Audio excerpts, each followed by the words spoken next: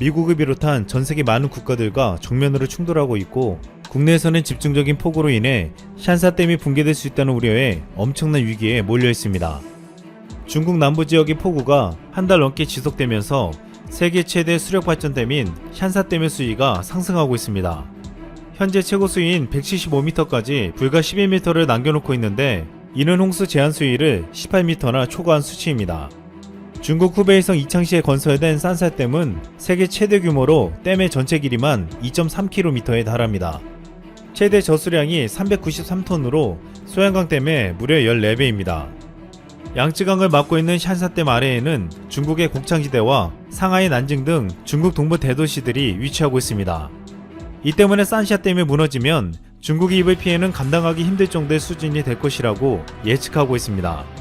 산샤댐이 무너지면 이 지역 약 4억에서 6억 명의 주민이 이재민이 될 수 있고, 중국 국내 총생산의 약 40% 차지하는 지역이 소멸되면 중국 경제엔 악몽이 될 수밖에 없습니다.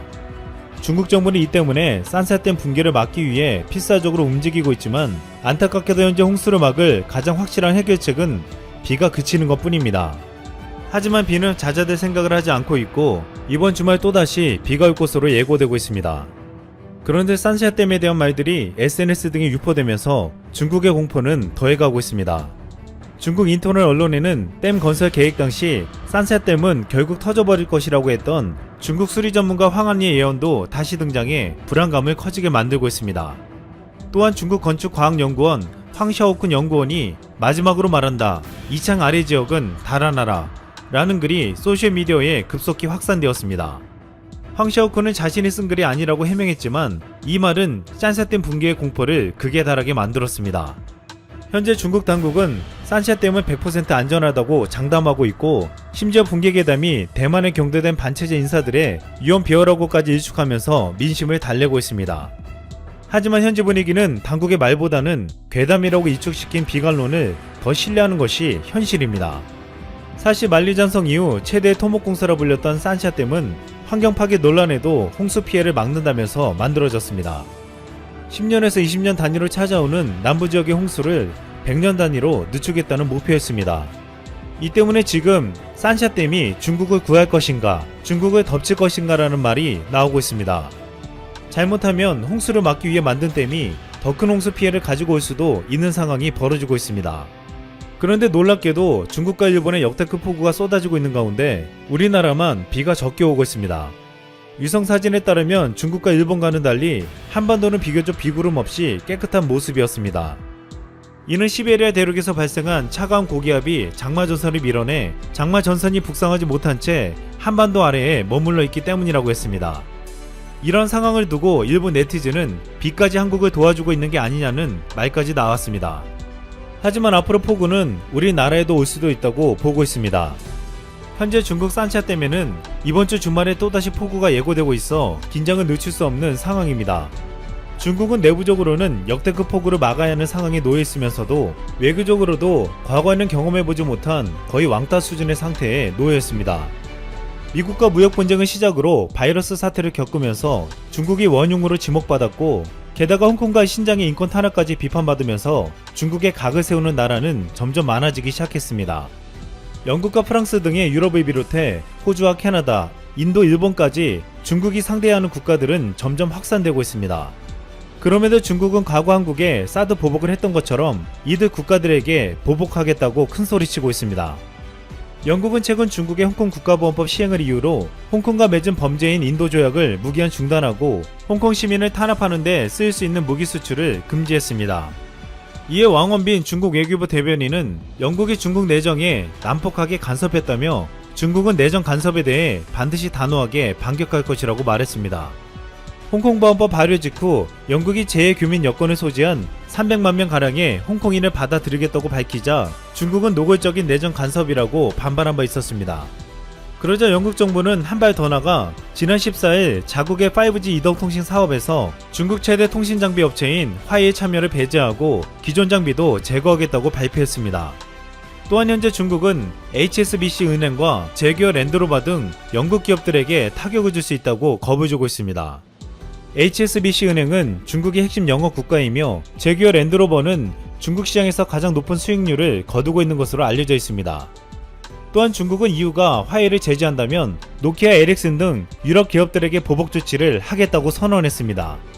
중국 상무부는 지난 20일 유럽의 양대 메이저 통신장비 제조사인 노키아와 에릭슨이 중국에서 만든 제품을 다른 나라로 보내지 못하도록 수출 규제 방안을 검토하고 있다고 보도했습니다.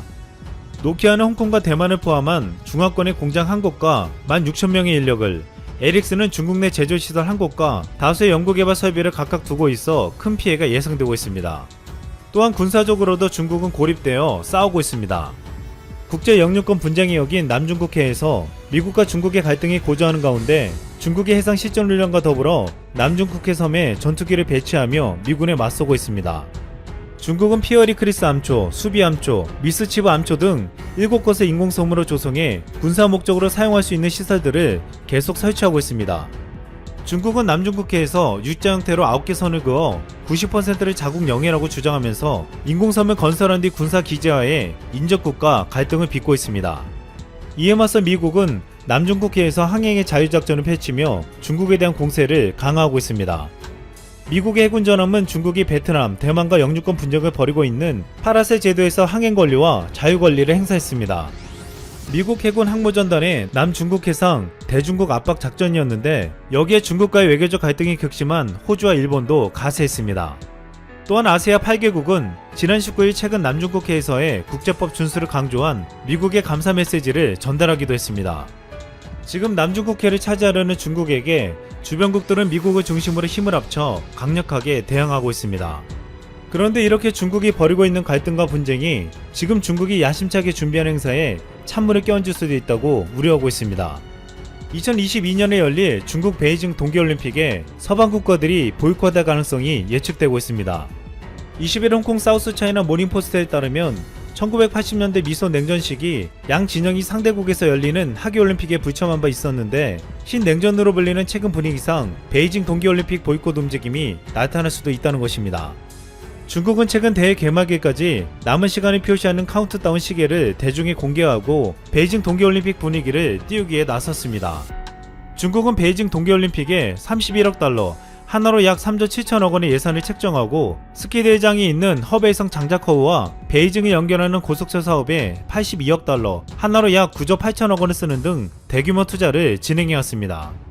하지만 지금 서방 국가들이 참석하지 않을 수도 있다는 것은 이 같은 대규모 투자가 무용지물이 되게 만들 수도 있다고 보고 있습니다. 이미 이런 움직임은 이전부터 있어왔습니다.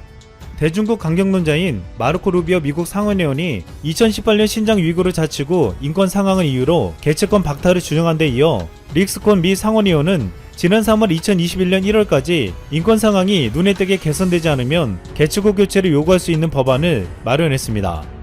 또한 옥스퍼드 대학 중국센터의 조지 마그누스 교수는 베이징 올림픽이 잠재적 화약고가 될 가능성을 거론하며 2018년 평창 올림픽 당시 메달 집계를 보면 상위권 국가들의 불참은 중국에 분명 고통스러울 것이라고 전망했습니다.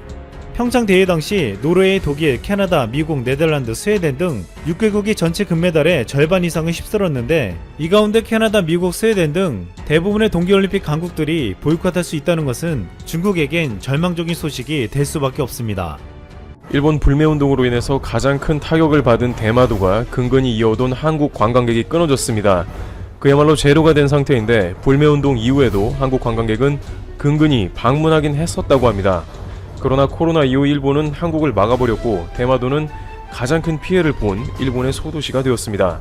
대마도시청 문화교류자연공생과 해아미 히로후미 과장은 한국인 관광객이 대마도 경제에 크게 기여했는데 한일 관계 악화로 관광산업이 공경에 처했다고 말했습니다. 2017년엔 한국 관광객 35만 6천 명이 대마도를 찾아 900억 원가량 경제효과가 발생했고 2018년에는 그보다 더 많은 관광객이 찾아와 경제효과는 더 컸을 것으로 추산한다고 말했습니다. 900억 원이면 생각보다 굉장히 큰 수치임을 알 수 있습니다. 대마도 인구가 3만 명임을 감안했을 때 그냥 단순하게만 계산하더라도 1인당 연간 300만 원을 한국에서 지원한 셈입니다. 만약 4인 가족이라면 연간 1200만 원씩 한국에서 대마도 인구를 먹여 살린 게 아니냐는 이야기도 나오고 있는 것이죠. 불과 2년 전만 해도 한국인들이 대마도에서 쓰레기를 발생시키고 매너가 없다는 등 한국인들을 거부하는 식당이 상당히 많았지만 현재는 한국인 관광객은 말 그대로 제로.